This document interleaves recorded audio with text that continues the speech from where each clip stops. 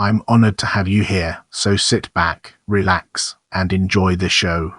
We're thrilled to present to you our video dedicated to James Stansfeld. Enjoy, said James Stansfeld. 5 March 180 2017 February 1898 was a British radical and liberal politician and social reformer who served as Under Secretary of State for India 1866, Financial Secretary to the Treasury and President of the Poor Law Board 1871 before being appointed the first President of the Local Government Board and 1886. The spotlight now falls on background as we delve deeper into its details.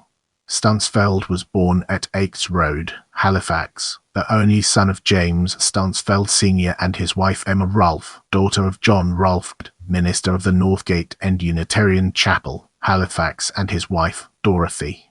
Stansfeld's father, James Sr., was the sixth son of David Stansfeld of Hope Hall, Halifax, and his wife Sarah Warwick, daughter of Thomas Warwick of Armley House, Leeds. He was a descendant of the Stansfeld family of Stansfeld and Sowerby, Yorkshire, and a distant cousin of the politician William Crompton Stansfeld and the soldiers James Rawdon Stansfeld, Thomas Warwick Stansfeld, and John R. East. Stansfeld. James Sr. was originally a member of a firm of solicitors, Stansfeld and Craven, and subsequently served as a county court judge in the Halifax district. He was the last solicitor on the bench in a century. James Stansfeld's sister, married the Liberal MP George Dixon. As we venture forward, let's examine education in detail and gain a deeper appreciation for its significance. Brought up as a nonconformist, Stansfeld was in 1837 sent to University College, London, and graduated BA in 1840 and LLB in 1844. He was admitted a student of the Middle Temple on 31 October 1840, and was called to the bar on 26 January 1849. He does not seem, however, to have practiced as a barrister, and later in life derived his income mainly from a brewery at Fulham.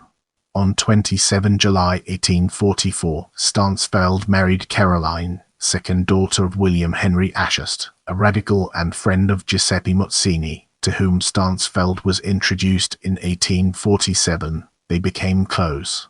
Stansfeld also sympathized with the Chartist movement, even if Feargus O'Connor denounced him.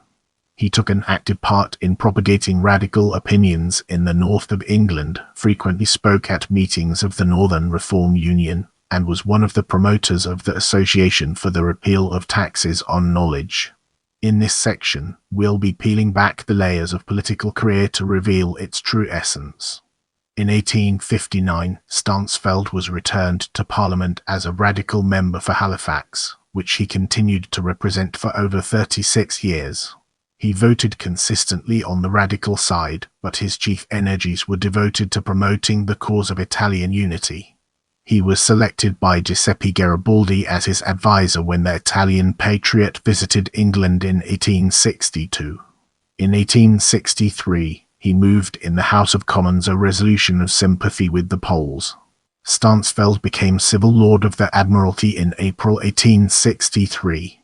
In 1864, as the result of charges made against him by the French authorities in connection with Greco's conspiracy against Napoleon III, Disraeli, in the House of Commons, accused him of being in correspondence with the assassins of Europe.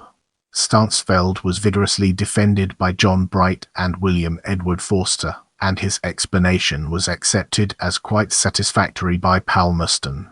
Nevertheless, he only escaped a vote of censure by 10 votes, and accordingly resigned office in April 1864. In 1865, he was re-elected for Halifax, and became the 7th Under Secretary of State for India in February 1866 until July under Lord Russell. He served in Gladstone's first administration as a Third Lord of the Treasury between December 1868 and November 1869, as Financial Secretary to the Treasury between 2 November 1869 and 17 March 1871, and as the 12th and last President of the Poor Law Board with the seat in the Cabinet from March to August 1871. before being appointed the first president of the local government board on 19 August 1871, a post he held until the Liberals lost power in February 1874. He was sworn of the Privy Council in February 1869. The remainder of his life was mainly spent in endeavouring to secure the repeal of the Contagious Diseases Acts, and in 1886 this objective was attained. He did not serve in Gladstone's second administration, and declined the twice-repeated offer of the deputy speakership. He later returned to government in Gladstone's third administration on 3 April 1886, when he again became president of the local government board. However, the government fell in July of the same year. Stansfeld did not serve in Gladstone's last administration and refused a peerage. However, before Lord Rosebery left office in June 1895, Stansfeld was appointed Knight Grand Cross of the Order of the Bath in the 1895 birthday honours. He retired as MP for Halifax in the same month. In the upcoming section, we'll be dissecting personal life and exploring its implications in greater detail. Stansfeld married Caroline, second daughter of William Henry Ashurst, on 27 July 1844. Their son was the barrister at Lord Joseph James Stansfeld b. 1852.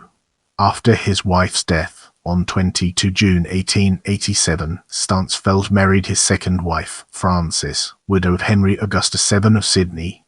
Stansfeld died, aged 77, at his residence, Castle Hill, Rutherfield, Sussex, on 17 February 1898, and was buried at Rutherfield on 22 February 1898. Thank you for watching. I appreciate your support, and I'll see you in the next video.